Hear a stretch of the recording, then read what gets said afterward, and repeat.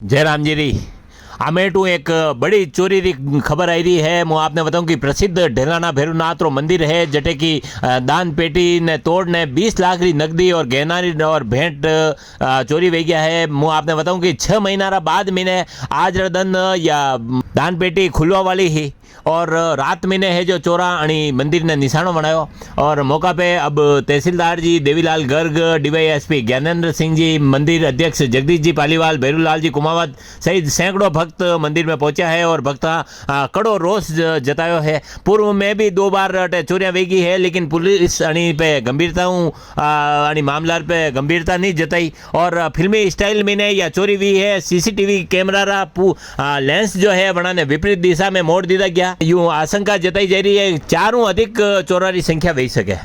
Police मामला पे अब जांच शुरू कर दी है। यह खबर माधु सिंह जी अपना लिए भेजी है।